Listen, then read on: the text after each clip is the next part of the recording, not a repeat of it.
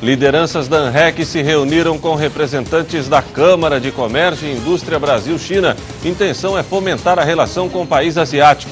Reforma da Previdência é o primeiro grande projeto do governo de Jair Bolsonaro. O objetivo da proposta é diminuir o rombo nas contas públicas e garantir proteção para novas gerações. A Operação Carnaval da Polícia Rodoviária Federal termina sem mortes no Sul. Governo de Criciúma quita dívida histórica com o Hospital São José. Energia solar se torna alternativa de economia e preservação ambiental. Alerta da Organização Mundial de Saúde. Todo ano são registrados quase 2,5 milhões de novos casos de glaucoma. E no esporte, presidente do Tigre fala sobre demissões no departamento técnico e crise no futebol. As notícias de Criciúma e do sul de Santa Catarina você confere a partir de agora. No ar pela TV Primavera, Informe Região.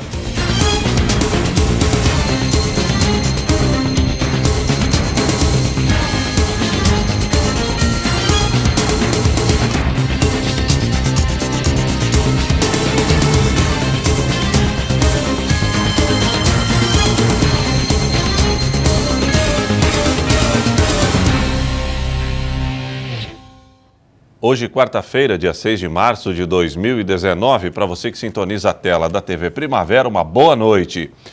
Lideranças da ANREC se reuniram com representantes da Câmara de Comércio e Indústria Brasil-China. A intenção é fomentar a relação com o país asiático. A unificação dos municípios da ANREC para trazer investimentos para a região teve um passo importante na última semana. Um grupo formado pelo presidente da ANREC, prefeito de Siderópolis, Hélio César, o secretário executivo da ANREC, Acélio Casagrande, e o representante da SIC, Édio Castanhel Filho, visitou no Rio de Janeiro a Câmara de Comércio e Indústria Brasil-China. A entidade, independente sem fins lucrativos, tem o objetivo de fomentar a relação entre os dois países. Foi uma reunião muito produtiva. Tudo que se tem que fazer acontecer tem que ter um início. E esse início foi essa reunião, com a vice-presidente que faz a relação entre Brasil e China. Uma reunião que confirmou a presença dela aqui na região.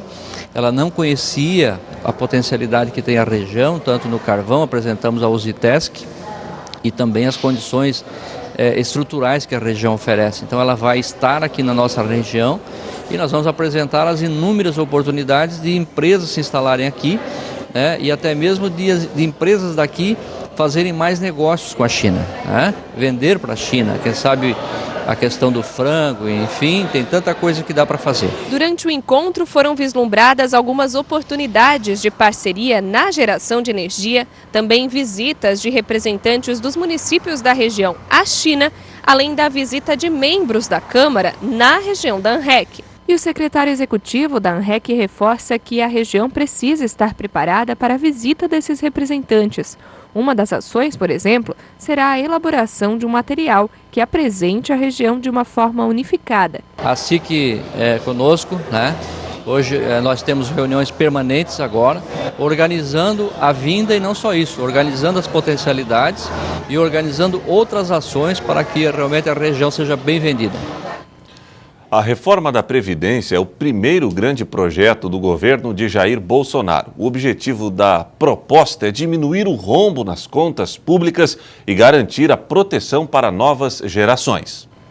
Dos debates sobre a reforma da Previdência, pelo menos um ponto é unânime: o rombo previdenciário não para de crescer. Dados do governo mostram que o déficit somado do INSS, sistema público que atende aos trabalhadores do setor privado, e do regime próprio dos servidores públicos da União, o RPPS, além do sistema dos militares, chegou ao valor de 290 bilhões de reais em 2018. Valor 8% maior que o registrado em 2017, apontou o Ministério da Economia. A piora foi de 21,5 bilhões de reais.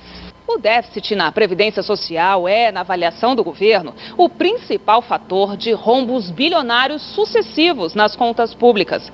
Para se ter uma ideia, no ano passado, o déficit primário, ou seja, despesas maiores do que receitas, sem contar os juros da dívida, foi de 120 bilhões de reais. 2018 é o 5º ano consecutivo de déficit primário.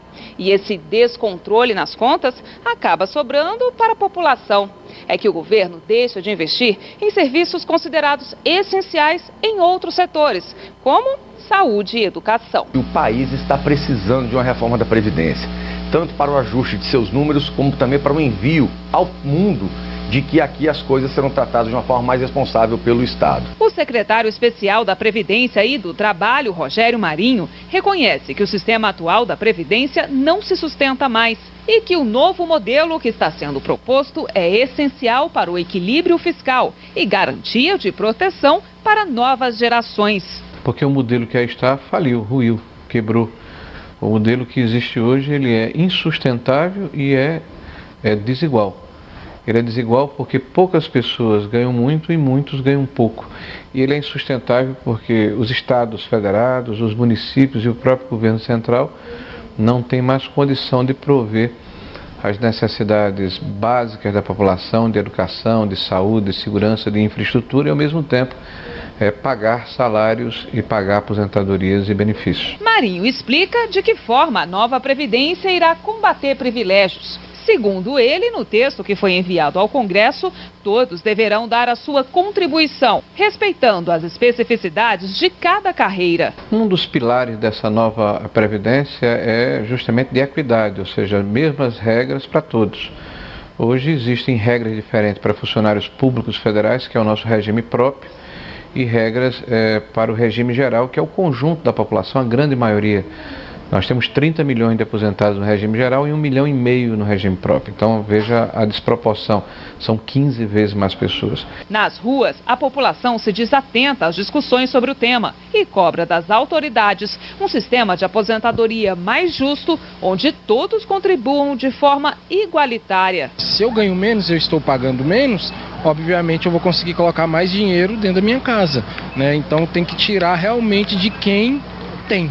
Pela proposta do governo federal, a contribuição previdenciária vai variar de acordo com o que o trabalhador ganha. São as chamadas alíquotas. Quem recebe até um salário mínimo, por exemplo, paga 7,5%. E para quem ganha salários mais altos, acima de 39 mil, a contribuição sobe para 22%. E isso não valerá apenas para trabalhadores da iniciativa privada. Os servidores públicos também vão pagar para a Previdência de acordo com a faixa salarial. Outro item da reforma da Previdência prevê mudança na aposentadoria dos deputados e senadores. Atualmente, eles se aposentam com 60 anos, sendo 35 de contribuição, e recebem um benefício extra a cada ano trabalhado como parlamentar. Com a nova proposta, os que ainda não foram eleitos estarão automaticamente dentro do regime geral de previdência. Já os parlamentares atuais entram numa regra de transição e só vão poder parar de trabalhar quando tiverem a mesma idade de aposentadoria dos demais brasileiros, 65 anos para homens e 60 para mulheres. De acordo com Rogério Marinho, quem está perto de se aposentar pode ficar tranquilo quanto ao processo de transição, pois não serão muito impactados. Quem está até 2 anos da regra de conseguir elegibilidade terá a possibilidade de utilizar o fator previdenciário mais um pedágio de 50%, que são aqueles que estão acima dessa condição dos mais pobres, é que tem essa possibilidade. Então eles terão que trabalhar 1 ano a mais, provavelmente. O primeiro passo para a tramitação da reforma é a proposta de emenda à Constituição, que será analisada na Comissão de Constituição e Justiça. Esse processo só vai começar depois do feriado prolongado. Isso porque a composição da CCJ ainda não está definida. Depois, a PEC passará por uma comissão especial. E, nesse momento, os deputados poderão sugerir emendas. Após essa comissão, o texto segue para o plenário para passar por 2 votações. Para ser aprovada, a PEC precisa de no mínimo 308 votos na Câmara e 49 no Senado. A seguir, governo de Criciúma quita dívida histórica com o Hospital São José.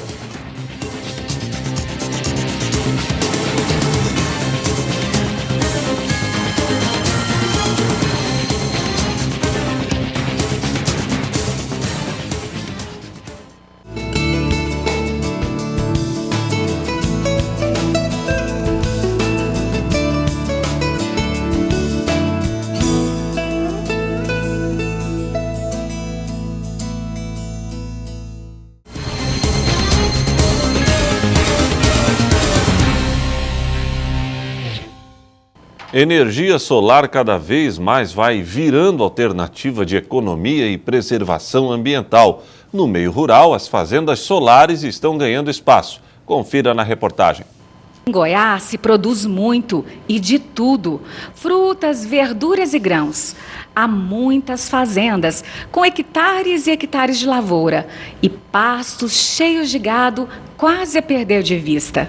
Mas essa é uma fazenda diferente, é uma fazenda solar. Aqui dentro desses cercados não se cria gado nem se planta lavoura, gera-se energia e energia limpa. Esse local que nós estamos, a área está dividida em 2 lotes, sendo que um lote ele tem 40 mesas, cada mesa tem 20 módulos, né? E no total, juntando um lote com o outro, que é de um arrendatário só, de um cliente só, nós temos um total aí de 1.200 painéis.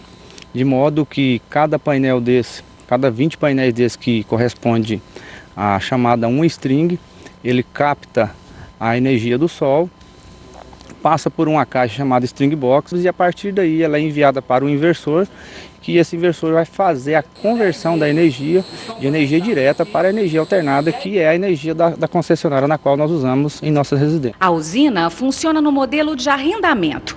A energia produzida aqui vai para a rede de distribuição e o valor é abatido na conta das empresas. 2 dos lotes da Fazenda Solar foram arrendados por uma cooperativa de produtores de leite, que encontrou na energia fotovoltaica uma forma de economia para as 11 lojas em vários municípios goianos.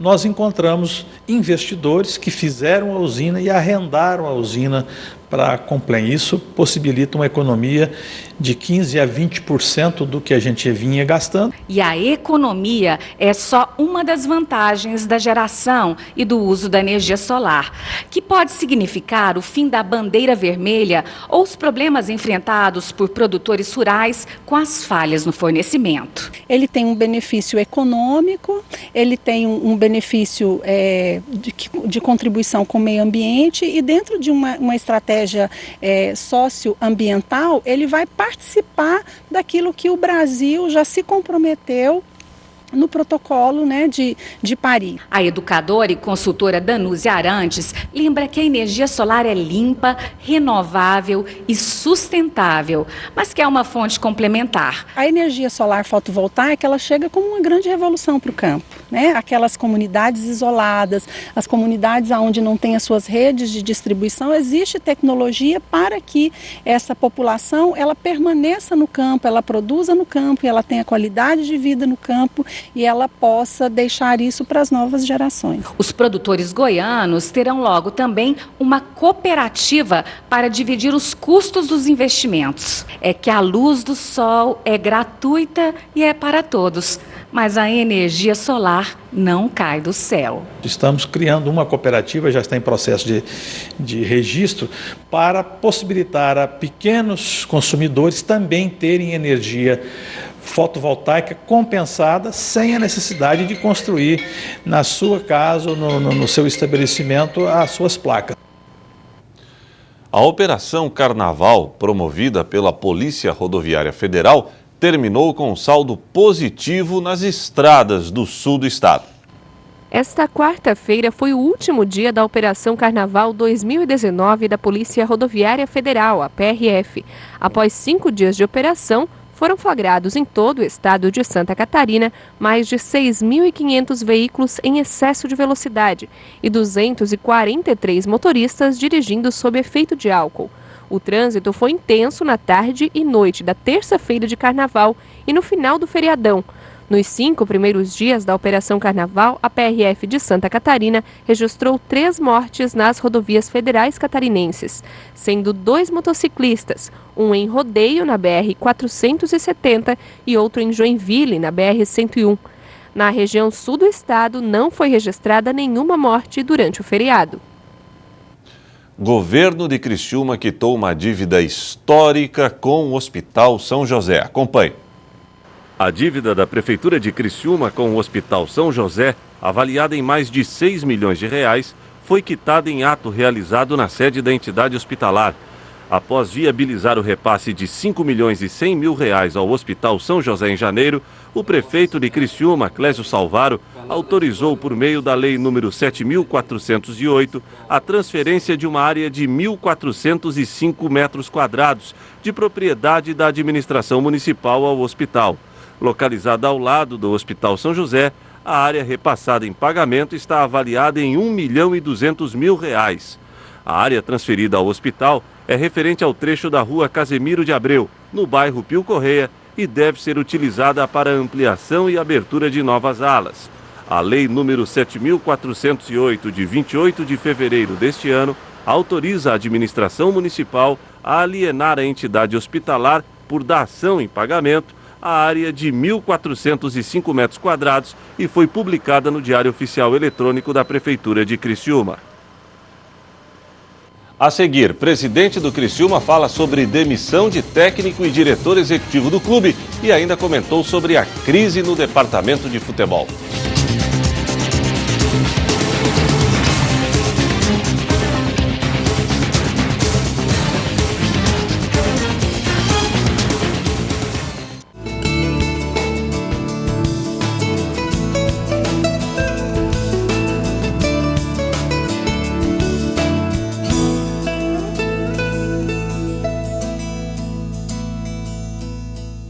Agora um alerta da Organização Mundial da Saúde. Todo ano são registrados quase 2,5 milhões de novos casos de glaucoma. Aqui no Brasil, cerca de 1.200.000 pessoas com mais de 40 anos têm a doença que provoca cegueira permanente. A prevenção se faz com visitas regulares ao médico. O Lucas tem 23 anos e nunca enxergou. Foram processos desafiadores. Até os 7 anos foi normal, porque eu vivia mais com minha mãe, com meu pai, com os meus irmãos. E a partir dos 7 anos foi quando eu comecei a estudar, né? Eu tinha que ingressar na escola e surgiram aí os primeiros desafios, porque as escolas não tinham estrutura. Quando ainda era um bebê, os médicos descobriram que o Lucas nasceu com glaucoma, uma doença causada pelo aumento da pressão intraocular. Mas, no caso dele, o glaucoma era congênito e não havia o que fazer para reverter o quadro. Lucas escolheu, então, seguir em frente. Era hora de encarar os desafios da escolha. Me incluíram lá com os alunos. Foi complicado porque a professora tinha que ensinar a alfabetização para os outros alunos e para mim não dava porque ela não sabia braille. Até que um dia eu descobri uma escola lá na Penha, na Vila Matilde, que dava aula de braille. Eu aprendi o braille e me alfabetizei no braille e consegui acompanhar os outros conteúdos. Quando a doença se manifesta na fase adulta, a pessoa perde a visão aos poucos. Tem o glaucoma congênito, então quando a criancinha nasce com glaucoma, não tem como evitar. Ela vai ser cuidada, tratada, vai ficar com a deficiência visual, mas ela tem todo um programa de habilitação e reabilitação posteriormente. Agora, no caso do glaucoma em adulto, é uma doença completamente controlável e que é um dos grandes fatores de desencadeamento da deficiência visual. O glaucoma é considerado a maior causa de cegueira no mundo. Sabe por quê?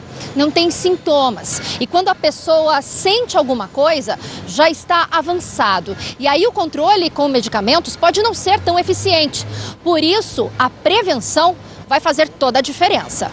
À medida que as pessoas envelhecem, os canais que permitem a drenagem de um fluido pelos olhos ficam bloqueados. E isso é que faz a pressão do globo ocular subir, causando o glaucoma. Quando o paciente descobre, metade das células da retina já foram perdidas. Por isso, fazer consultas regulares com o oftalmologista é tão importante. E é uma doença que ela é controlável, né? Então nós recomendamos sempre que as pessoas que a partir de 40 anos, todos nós meçamos a nossa pressão intraocular, que é um procedimento muito simples e muito rápido que o oftalmologista faz. Porque na medida em que ele for detectado, há toda uma condição de tratamento. Se houver na família, as pessoas devem medir essa pressão intraocular desde cedo, não esperar os 40 anos, porque é uma doença que ela tem uma marca hereditária muito forte. Os tratamentos são feitos para diminuir a pressão intraocular, então nada de perder tempo. Se já passou dos 40 ou se tem casos na família, procure um médico. Ele vai conferir se está tudo certo com a pressão dos seus olhos. Agora o esporte. Mal começou a temporada e o Criciúma já enfrenta sua primeira crise. O presidente Jaime Dalfarra falou com a imprensa e comentou as demissões do técnico Doriva e do executivo do clube, Ney Pandolfo. Crise no Criciúma deflagrada. As primeiras baixas de 2019 foram registradas. Após atuações contestáveis no campeonato estadual, a direção tricolor confirmou as demissões do técnico Doriva e do diretor executivo de futebol, Ney Pandolfo. Realmente não é uma decisão difícil, a gente tinha todo um planejamento, né, junto com essa comissão, junto com a direção de futebol, e avaliando, né, com nossos vice-presidentes, também nossos diretores que trabalham conosco no dia a dia, a gente realmente chegou à conclusão que os resultados não eram satisfatórios, né, não eram bons, na verdade, eram apenas satisfatórios. E entendemos que deveria haver a mudança, né, porque a gente tem planos, o planejamento vai seguir, que é de, né, estar no G4 do estadual, sim, a gente acredita que tem possibilidade, até porque os jogos que a gente tem pela frente, que é os 3 clássicos, são em casa, né, então, que a gente tem no estado, e os jogos que a gente joga fora, 3 são contra os últimos colocados, então a gente entende que é possível a gente fazer aí 6 vitórias aí para conseguir estar no G4, que é o nosso... o que a gente planeja, né? O clube, que agora busca novo treinador, também quer se reforçar dentro das 4 linhas. Porém, encontrar atletas que se encaixem no perfil desejado pelo presidente está sendo um empecilho. A dificuldade primeiro é de mercado, né? Eu acho que a situação, por exemplo, centroavante, vocês que acompanham futebol sabem que não existe no mercado, e quando tem ainda não é aquilo, o perfil que a gente quer. Então a gente priorizou trabalhar realmente com o menor erro possível. Houve muitos erros o ano passado, que vocês também sabem muito bem, né? Que a gente, vários jogadores que não aproveitamos nos últimos anos. Então a gente prefere não errar, né? Então jogar com o que a gente tem, né? E entendemos que o plantel é muito bom, é muito forte, tem muita qualidade. Fez excelentes jogos, tá? E poderia sim estar ganhando, não poderia ter essa postura, principalmente de acomodação, de jogar uma decisão. Se a gente olhar o jogo de sábado, né? O Marcílio Dias jogando, vibrava com qualquer bola que para lateral, quando estava 0-0, o cara vibrava, ganhava uma bola nossa, uma segunda bola. E o nosso time vai para cá, para lá, e então, né, eu acho que sem uma organização e, obviamente, até parece sem objetivo. O mandatário Carvoeiro ainda mandou a letra para quem critica o atual plantel tricolor e afirmou que dinheiro não é o problema. Agora eu entendo que o plantel é qualificado, vai vir sim jogadores, mas a gente vai trazer jogadores realmente que venham para vestir a camisa, e questão financeira não tem problema não, a gente já dobrou o valor do salário e tal, não está conseguindo muito. Tem alguns jogadores que a gente está mirando no Campeonato Paulista, alguns até do estadual e outros estaduais que estão jogando e que é difícil sair, né, que estão disputando posições até de ir para semifinais ou quarta de final, por exemplo, no Campeonato Paulista, então fica difícil tu tirar, né, jogadores nesse momento, tem que esperar terminar esses campeonatos. Então por isso que não veio, estamos olhando, vamos trazer sim, vamos reforçar, mas entendemos que o plantel é qualificado e tinha obrigação de estar no G4 desde o início do campeonato. Via redes sociais, alguns portais da cidade anunciaram que Júlio Rondinelli será o novo diretor de futebol do Criciúma. O presidente não confirmou a informação, mas disse que o novo técnico só vem sob seu crivo. Não, a aprovação final é minha, né? Sempre, né? Eu defino, eu pego todos os dados do jogador, onde eles jogaram, é feito toda uma pesquisa junto a ex-treinadores deles, aos gerentes e diretores executivos de futebol, se pesquisa o atleta extracampo, desempenho, né? E tudo mais, e o perfil que o Criciúma quer, que é um perfil vencedor, que queira vir realmente para, junto conosco, buscar um acesso à Série A e que tem essa ambição. E o Informe Região desta quarta-feira fica por aqui. Voltaremos amanhã, se Deus assim permitir. Boa noite.